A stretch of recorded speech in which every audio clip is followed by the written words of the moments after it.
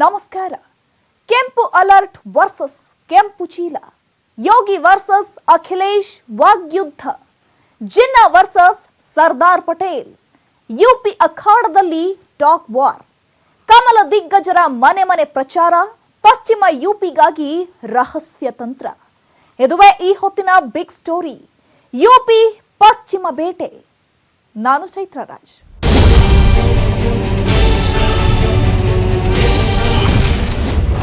ಕೆಂಪು alert versus ಕೆಂಪು ಚೀಲ, ಯೋಗಿ ವರ್ಸಸ್ ಅಖಿಲೇಶ್ ವಾಗ್ಯುದ್ಧ.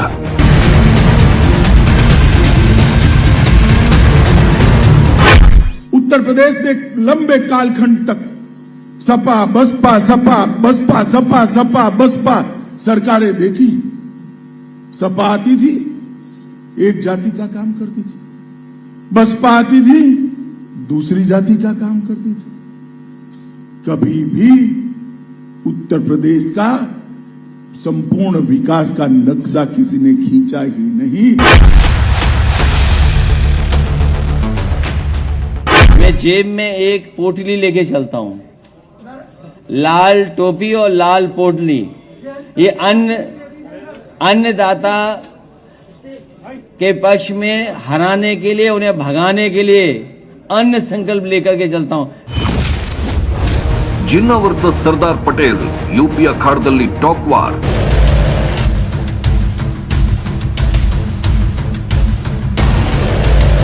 सरदार पटेल जी,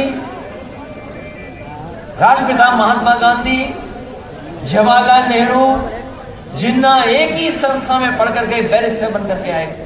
उन्होंने सरदार पटेल को जिन्ना के समकक्ष रख करके देश तोड़क जिन्ना को महिमा मंडित करने का प्रयास किया है. मुझे लगता है भारत की जनता इस विभाजनकारी मानसिकता को कभी स्वीकार नहीं करेगी और उत्तर प्रदेश की जनता को हरगिज स्वीकार नहीं करेगी. ये तालिबानी मानसिकता है.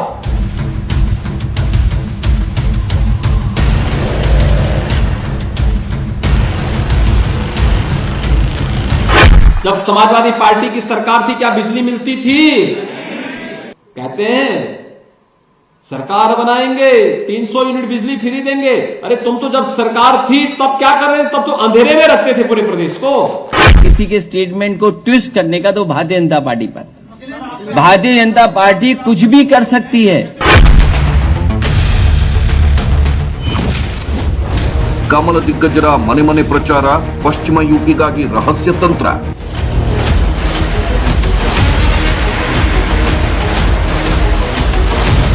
घरेलू बिजली और आम लोगों के लिए 300 यूनिट फ्री बिजली समाजवादी सरकार और आरएलडी के गठबंधन की सरकार बनने के बाद फैसला लेगी. अबे कहते हैं हम मुफ्त बिजली देंगे. अरे भाई अखिलेश, आप तो बिजली ही नहीं दे पाएंगे, मुफ्त की क्या बात करते हो आप? जो बिजली नहीं दे पाया वो मुफ्त दे सकता है क्या? बताओगे, दे सकता है क्या? 1,41,00,000 घरों को निःशुल्क विद्युत देने का काम श्रीकांत शर्मा के नेतृत्व में भारतीय जनता पार्टी की सरकार ने. ಯುಪಿ ರಣಾಂಗಣದಲ್ಲಿ ಕಮಲ ವರ್ಸಸ್ ಸೈಕಲ್ ಕಾದಾಟ ಜೋರಾಗಿದೆ. ಯೋಗಿ ವರ್ಸಸ್ ಅಖಿಲೇಶ್ ನಡುವಿನ ವಾಕ್ಸಮರ ಎಲ್ಲರ ಗಮನ ಸೆಳೆಯುತ್ತಿದೆ. ಅದರಲ್ಲೂ ಕೆಂಪು ಟೋಪಿ, ಕೆಂಪು ಅಲರ್ಟ್, ಕೆಂಪು ಚೀಲ ಅನ್ನೋ ಹೇಳಿಕೆಗಳು ಬಹಳ ಅಂದ್ರೆ ಬಹಳನೇ ಸದ್ದು ಮಾಡುತ್ತಿವೆ. ಭಯಂಕರ ಟಾಕ್ ವಾರ್ನಿಂದ ಯುಪಿ ಚುನಾವಣಾ ಕಣ ತಾದ ಕಬ್ಬಿಣದಂತೆ ಭಾಸವಾಗ್ತಾ ಇದೆ. ಅಷ್ಟಕ್ಕೂ ಏನಿದು ಕೆಂಪು ಅಲರ್ಟ್ ವರ್ಸಸ್ ಕೆಂಪು ಚೀಲ ಅಂದ್ರ ಆ ಮಾತಿನ ಅಬ್ಬರದ ಝಲಕ್ ಹೇಗಿದೆ ಅನ್ನೋದನ್ನೇ ನೋಡಿಬಿಡಿ. लाल टोपी वालों को लाल बत्ती से मतलब रहा है. लाल टोपी वाले यूपी के लिए रेड अलर्ट है, रेड अलर्ट यानी खतरे की घंटी है. आरएलडी और समाजवादी पार्टी मिलकर के उत्तर प्रदेश से भारतीय जनता पार्टी का सफाया करेंगे. क्या मजबूरी है कि आज उन्होंने कैंडिडेट बनाया? क्या मजबूरी है? तो वो शोले फिल्म का गाना आता, ये दोस्ती हम नहीं तोड़ेंगे. नहीं तोड़ पाए क्योंकि पूरा का साथ थोड़े से होता है तो छूटता नहीं. वो जकड़ लेता है, वो पकड़ लेता है. आधे जेल से लड़ रहे हैं, आधे जेल पर लड़ रहे हैं. क्या है ये? क्या चल रहा है? और आज बड़ी बड़ी बातें करेंगे। चुनाव आ गया है, अपना संकल्प पत्र तो पढ़ लें। जो जो वादे किए थे, क्या वादे पूरे हुए हैं? उनका हर वादा जुमला निकला, झूठे विज्ञापन दिए, आज भी आंकड़ों की खिलवाड़ कर रहे हैं। और जब भारतीय जनता पार्टी घिर जाती है तो बुनियादी मुद्दों से हट करके काम करती है। मुझे उम्मीद है। ನೋಡಿದ್ರ ಉತ್ತರ ಪ್ರದೇಶ ಗೆಲ್ಲುವ ಗುದ್ದಾಟದಲ್ಲಿ ಎಂಥ ಟಾಕ್ ವಾರ್ ನಡೀತಾ ಇದೆ ಅನ್ನೋದನ್ನ.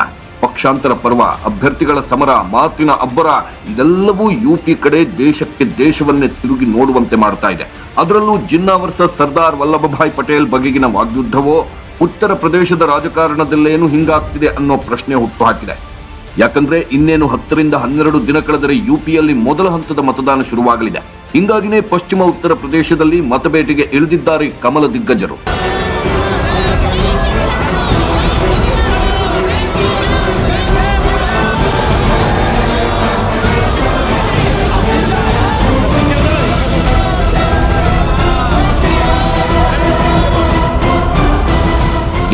ಉತ್ತರ ಪ್ರದೇಶದಲ್ಲಿ ಮತ್ತೆ ಕಮಲ ಅರಳಿಸಲೇಬೇಕು ಅನ್ನೋ ಹಠ ಬಿಜೆಪಿಗೆ ಇದೆ.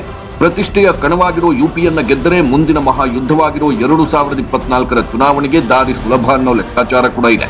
ಹಿಂಗಾಗಿ ಉತ್ತರ ಪ್ರದೇಶ ಚುನಾವಣೆಗೆ ದಿನಾಂಕ ನಿಗದಿಯಾಗೋಕ್ಕೂ ಮುಂಚಿನಿಂದಲೇ ಯುಪಿ ಅಖಾಡದಲ್ಲಿ ಸತ್ತಿಲ್ಲದೆ ಸ್ಟ್ರಾಟಜಿ ರೆಡಿ ಮಾಡ್ತಾ ಬಂದಿದೆ. ಇದೀಗ ಯುಪಿಯಲ್ಲಿ ಮೊದಲನೇ ಹಂತದ ಮತದಾನ ಶುರುವಾಗೋಕೆ ಕೆಲವು ದಿನಗಳು ಉಳಿದಿರೋ ಹಿನ್ನೆಲೆಯಲ್ಲಿ ಉತ್ತರ ಪ್ರದೇಶದಲ್ಲಿ, ಅದರಲ್ಲೂ ಎಸ್ಪೆಷಲಿ ಪಶ್ಚಿಮ ಉತ್ತರ ಪ್ರದೇಶದ ಕೆಲವೊಂದು ಕ್ಷೇತ್ರಗಳಲ್ಲಿ ಮನೆ ಪ್ರಚಾರ ಕೈಗೊಂಡಿದ್ದಾರೆ ಬಿಜೆಪಿಯ ದೊಡ್ಡ ನಾಯಕರು. ಅದರಲ್ಲೂ ಯುಪಿ ಅಖಾಡದಲ್ಲಿ ಬಿಜೆಪಿ ಚುನಾವಣಾ ಚಾಣಕ್ಯ ಅಮಿತ್ ಶಾ ಇಳಿದಿದ್ದಾಗಿದೆ. ಮುಜಾಫರ್ ನಗರಕ್ಕೆ ಎಂಟ್ರಿ ಕೊಡೋಕ್ಕೂ ಮುಂಚೆಯೇ ಅಮಿತ್ ಶಾ ಸೆಟ್ ಮಾಡಿದ್ರು ಅಜೆಂಡಾ.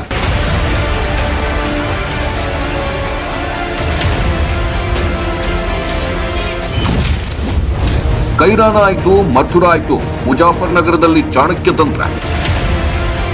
ಹೌದು, ಜನವರಿ 22ನೇ ತಾರೀಕು ಕೇಂದ್ರ ಗೃಹ ಮಂತ್ರಿ ಅಮಿತ್ ಶಾ ಕೈರಾನಾಗೆ ಕಾಲಿಟ್ಟರು. ಇದು ಎಸ್ಪಿ ಪಕ್ಷದ ಕಣಗಳನ್ನ ಕೆಂಪಾಗಿಸಿ ಬಿಡಿತು. ಕಾರಣ, ಸಮಾಜವಾದಿ ಪಕ್ಷದ ಆಡಳಿತಾವಧಿಯಲ್ಲಿ ಇದೇ ಕೈರಾನದಿಂದ ಸಾಕಷ್ಟು ಹಿಂದೂ ಕುಟುಂಬಗಳು ಗುಳೆ ಹೋಗಿದ್ವು. ಇದೇ ವಿಚಾರವನ್ನೇ 2017ರ ಚುನಾವಣೆಯಲ್ಲಿ ಬಿಜೆಪಿ ದೊಡ್ಡ ಮಟ್ಟದಲ್ಲಿ ಎಲೆಕ್ಷನ್ ವಿಚಾರವಾಗಿಸಿಕೊಂಡಿತ್ತು. ಹಿಂಗಾಗಿ ಕೈರಾನ ಕ್ಷೇತ್ರಕ್ಕೆ ಅಮಿತ್ ಶಾ ಕಾಲಿಟ್ಟು ಮನೆ ಪ್ರಚಾರ ಆರಂಭಿಸಿದ್ದು ಕೊಂಚ ವಿರೋಧಿಗಳಿಗೆ ಶಾಕಿಂಗ್ ಆಗಿತ್ತು.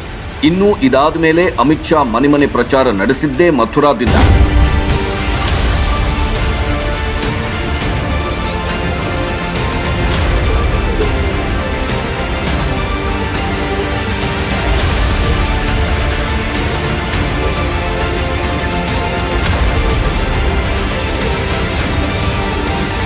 ಕೆಲ ತಿಂಗಳ ಹಿಂದೆ ಯುಪಿ ಸಿಎಂ ಯೋಗಿ ಆದಿತ್ಯನಾಥ್ ಅಯೋಧ್ಯೆಯ ರಾಮ ಮಂದಿರ ಆಯ್ತು, ವಾರಣಾಸಿಯ ಕಾಶಿ ವಿಶ್ವನಾಥ ಕಾರಿಡಾರ್ ಆಯ್ತು, ಇನ್ನು ಮುಂದೆ ಮಥುರಾ ಅಂತ ಹೇಳಿದ್ರು.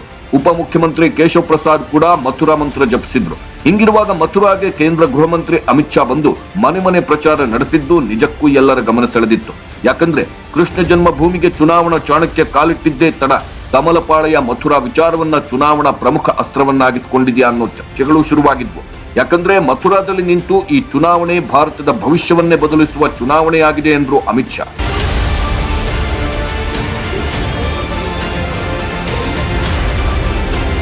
ಇನ್ನು ಮತ ಬೇಟೆಗಾರ ಅಂತಲೇ ಕರೆಸಿಕೊಳ್ಳೋ ಅಮಿತ್ ಶಾ ಜನವರಿ 27ರಂದು ದಾದ್ರಿಗೆ ಭೇಟಿ ಕೊಟ್ಟರು. ಮನೆಗೆ ತೆರಳಿ ಪ್ರಚಾರ ನಡೆಸಿದ್ರು. ಪಕ್ಕಾ ಪ್ಲಾನ್ ಮಾಡಿ ಕಣಕ್ಕೆ ಇಳಿದಿರೋ ಅಮಿತ್ ಶಾ ದಾದ್ರಿ ಪ್ರಚಾರ ಕಾರ್ಯದಲ್ಲಿ ಮಾತನಾಡಿದಂತಹ ಸಂದರ್ಭದಲ್ಲಿ ಸಮಾಜವಾದಿ ಪಕ್ಷದ ವಿರುದ್ಧ ವಾಗ್ದಾಳಿ ನಡೆಸಿದ್ರು. ಸಮಾಜವಾದಿ ಪಕ್ಷಕ್ಕೆ ಮತ ಹಾಕಿದರೆ ಯುಪಿ ಗೂಂಡಾ ರಾಜ್ಯವಾಗುತ್ತೆ ಅಂತ ಗುಡುಗಿದ್ರು. ಕೈರಾನ, ಮಥುರಾ, ದಾದ್ರಿಯಲ್ಲಿ ಮನೆಗೆ ತೆರಳಿ ಪಾಂಪ್ಲೆಟ್ ಹಂಚಿ ಪ್ರಚಾರ ಕಾರ್ಯ ನಡೆಸಿದ್ದ ಅಮಿತ್ ಶಾ ಶನಿವಾರ ಯುಪಿಯ ಮುಜಾಫರ್ ನಗರಕ್ಕೆ ಎಂಟ್ರಿ ಕೊಟ್ಟರು.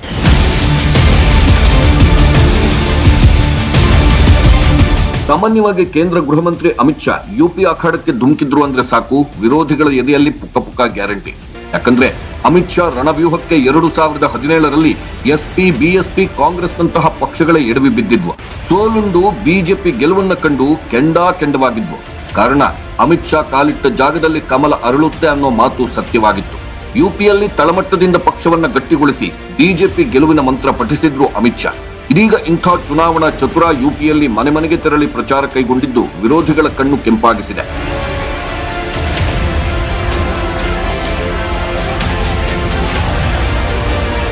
ಹೌದು, ಅಮಿತ್ ಶಾ ಮನೆ ಪ್ರಚಾರದಬ್ಬರ ನೋಡಿ ನಿಗಿ ಕೆಂಡದಂತಾದ ಸಮಾಜವಾದಿ ಪಕ್ಷದ ನಾಯಕ ಅಖಿಲೇಶ್ ಯಾದವ್ ಅಮಿತ್ ಶಾ ಮುಜಾಫರ್ ನಗರಕ್ಕೆ ಬರುವ ಹಿಂದಿನ ದಿನ ಅದೇ ಸ್ಥಳದಲ್ಲೇ ಬಿಜೆಪಿ ವಿರುದ್ಧ ತೀವ್ರ ವಾಗ್ದಾಳಿ ನಡೆಸಿದ್ರು. ಬಿಜೆಪಿ 2017ರ ಪ್ರಣಾಳಿಕೆಯಲ್ಲಿ ಏನೆಲ್ಲ ಭರವಸೆಗಳನ್ನ ನೀಡಿತ್ತು ಅನ್ನೋದನ್ನ ಮೊದಲಿಗೆ ನೋಡಬೇಕಿದೆ ಅಂತ ಹೇಳಿ ಟಾಂಗ್ ನೀಡಿದ್ರು. ಹಿಂಗಾಗಿ ಶನಿವಾರ ಮುಜಾಫರ್ ನಗರದಲ್ಲಿ ಪ್ರಚಾರ ನಡೆಸಿದ ವೇಳೆ ಅಮಿತ್ ಶಾ, ಅಖಿಲೇಶ್ ಯಾದವ್ ಮತ್ತು ಜಯಂತ್ ಚೌಧರಿಗೆ ತಕ್ಕ ಪ್ರತ್ಯುತ್ತರ ನೀಡಿದ್ದಾರೆ. ಬರೇಲಿಯಲ್ಲಿ ಜೆಪಿ ನಡ್ಡಾ ಮನೆ ಪ್ರಚಾರ. ಮುಜಾಫರ್ ನಗರದಲ್ಲಿ ಪ್ರಚಾರ ಮುಗಿಸಿಕೊಂಡು ನಂತರ ಅಮಿತ್ ಶಾ ಶಹರನ್ಪುರಕ್ಕೆ ಎಂಟ್ರಿ ಕೊಟ್ಟರು. ಹೀಗೆ ಒಂದು ಕಡೆ ಅಮಿತ್ ಶಾ ಮನೆಗೆ ತೆರಳಿ ಪ್ರಚಾರ ನಡೆಸುತ್ತಿದ್ರೆ, ಮತ್ತೊಂದು ಕಡೆ ಬಿಜೆಪಿ ರಾಷ್ಟ್ರೀಯ ಅಧ್ಯಕ್ಷರಾದ ಜೆಪಿ ನಡ್ಡಾ ಬರೇಲಿಗೆ ಬಂದು ಪ್ರಚಾರ ನಡೆಸಿದ್ರು.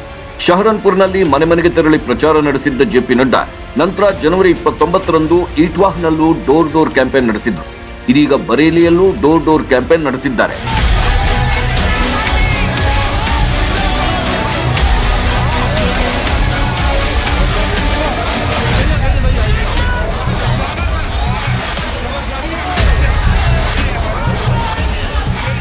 ಇನ್ನು ಫೆಬ್ರವರಿ 10ರಂದು ಪಶ್ಚಿಮ ಯುಪಿಯ ಕೆಲವೊಂದು ಕ್ಷೇತ್ರಗಳಲ್ಲಿ ಮತದಾನ ನಡೆಯಲಿದ್ದು, ಪಶ್ಚಿಮ ಯುಪಿಯ ಭಾಗದಲ್ಲೇ ಡೋರ್ ಟು ಡೋರ್ ಪ್ರಚಾರಕ್ಕೆ ಒತ್ತು ನೀಡಲಾಗಿದೆ. ಹಿಂಗಾಗಿ ಅಮಿತ್ ಶಾ ಪಶ್ಚಿಮ ಯುಪಿಯ ಕೆಲ ಭಾಗಗಳಲ್ಲಿ ಮನೆಗೆ ಪ್ರಚಾರ ಕೈಗೊಂಡಿದ್ದರೆ, ಯುಪಿ ಸಿಎಂ ಯೋಗಿ ಆದಿತ್ಯನಾಥ್ ಕೂಡ ಪಶ್ಚಿಮ ಯುಪಿಯ ಭಾಗ್ಪುರ್ ಮತ್ತು ಮುರಾದ್ ನಗರ್ಗೆ ತೆರಳಿ ಮನೆ ಪ್ರಚಾರ ನಡೆಸಿದ್ದಾರೆ. ಒಂದು ದಿನದ ಹಿಂದಷ್ಟೇ ಮೀರತ್ಗೆ ಭೇಟಿ ಕೊಟ್ಟು ಮನೆಗೆ ತೆರಳಿ ಪ್ರಚಾರ ನಡೆಸಿದ್ದ ಯೋಗಿ ಆದಿತ್ಯನಾಥ್ ಎಸ್ಪಿ ಪಕ್ಷದ ವಿರುದ್ಧ ಗುಡುಗಿದ್ರು. ಶನಿವಾರ ಕೂಡ ಸಮಾಜವಾದಿ ಪಕ್ಷದ ವಿರುದ್ಧ ವಾಗ್ದಾಳಿ ನಡೆಸಿದ್ರು. ಯುಪಿ ಅಖಾಡಕ್ಕೆ ಪ್ರಧಾನಿ ವರ್ಚುವಲ್ ರ್ಯಾಲಿ ಪ್ಲಾನ್ ಹೇಗಿದೆ?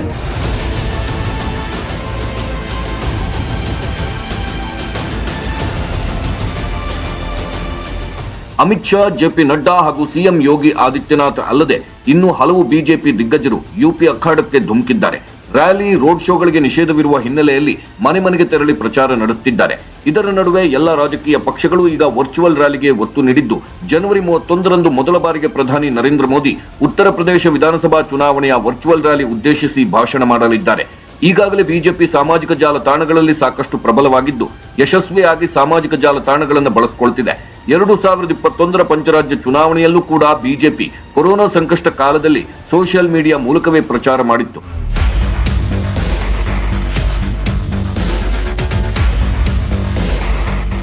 ಉತ್ತರ ಪ್ರದೇಶದಲ್ಲಿ, ಅದರಲ್ಲೂ ಪಶ್ಚಿಮ ಉತ್ತರ ಪ್ರದೇಶದಲ್ಲಿ ಪ್ರಚಾರದ ಅಬ್ಬರ ಜೋರಾಗಿದ್ದು, ಈಗ ಟಾಕ್ ವಾರ್ಗೆ ತಿರುಗಿದೆ. ಅದರಲ್ಲೂ ಜಿನ್ನಾ ವರ್ಸಸ್ ಸರ್ದಾರ್ ವಲ್ಲಭಭಾಯ್ ಪಟೇಲ್, ಕೆಂಪು ಟೋಪಿ, ಕೆಂಪು ಅಲರ್ಟ್ ವರ್ಸಸ್ ಕೆಂಪು ಚೀಲ ಅನ್ನೋ ವಾಗ್ಯುದ್ಧ ಎಲ್ಲರ ಗಮನ ಸೆಳೆದಿದೆ. ಹೇಳಬೇಕು ಅಂದ್ರೆ ಈ ಟಾಕ್ ವಾರ್ ಯಾವ ರೋಡ್ ಶೋಗಿಂತೇನೂ ಕಡಿಮೆ ಇಲ್ಲ, ಯಾವ ದೊಡ್ಡ ಮಟ್ಟದ ರ್ಯಾಲಿಗೂ ಸಮನಲ್ಲ. ಯುಪಿಯಲ್ಲಿ ರ್ಯಾಲಿ, ರೋಡ್ ಶೋಗಳಿಗೆ ಬ್ರೇಕ್ ಹಾಕಿದ್ರು ಸಮಾಜವಾದಿ ಪಕ್ಷ ಮತ್ತು ಬಿಜೆಪಿ ಪಕ್ಷದ ನಾಯಕರ ನಡುವಿನ ವಾಕ್ಪ್ರಹಾರಕ್ಕೆ ಬ್ರೇಕ್ ಬಿದ್ದಿಲ್ಲ. ಉತ್ತರ ಪ್ರದೇಶ ಚುನಾವಣಾ ಸಮರದ ಕಾವು ಏರ್ತಾ ಇದ್ದಂತೆ ಯುಪಿ ರಾಜಕಾರಣದಲ್ಲಿ ಪಾಕಿಸ್ತಾನ ಸಂಸ್ಥಾಪಕ ಜಿನ್ನಾ ಹೆಸರಿನ ಬಳಕೆ ಸರ್ವೇ ಸಾಮಾನ್ಯ ಎಂಬಂತಾಗೋಗಿದೆ.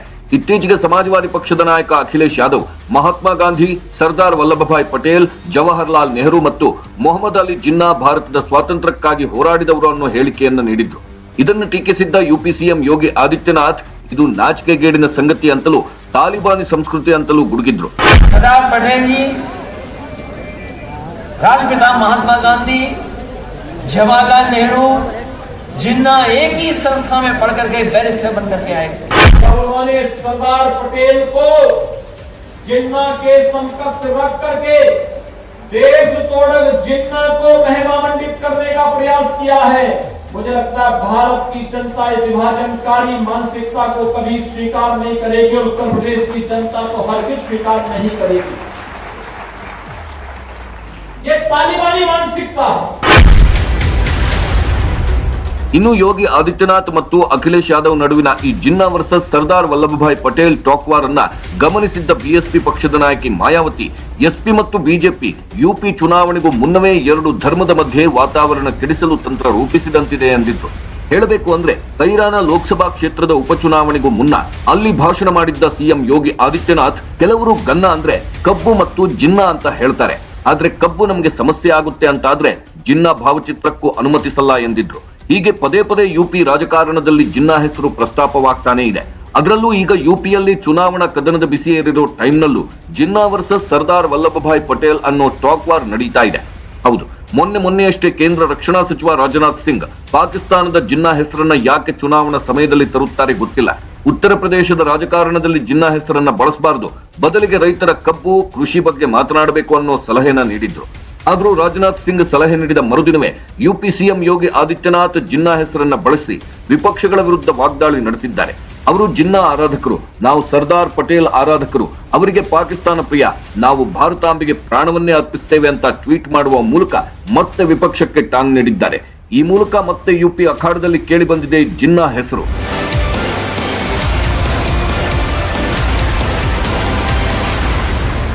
ಯುಪಿ ಅಖಾಡದಲ್ಲಿ ಕ್ಷಣಗಳಿದಂತೆ ಟಾಕ್ ಫೈಟ್ ಜೋರಾಗ್ತಿದೆ. ಅದರಲ್ಲೂ ಬಿಜೆಪಿ ವರ್ಸಸ್ ಎಸ್ಪಿ ಮಾತಿನ ಗುದ್ದಾಟ ಹೆಚ್ಚಾಗ್ತಿದೆ. ಇಂಥ ಕಾದಾಟದ ಮಧ್ಯೆ ಅಖಿಲೇಶ್ ಯಾದವ್ ಪಶ್ಚಿಮ ಬಂಗಾಳದ ಸಿಎಂ ಮಮತಾ ಬ್ಯಾನರ್ಜಿ ಹೂಡಿದ ತಂತ್ರವನ್ನ ಪ್ರಯೋಗಿಸಿದ್ದಾರೆ. ಅಷ್ಟಕ್ಕೂ ಏನದು ದೀದಿ ತಂತ್ರ ಹೇಳ್ತೀವಿ ಬ್ರೇಕ್ ಆದ್ಮೇಲೆ.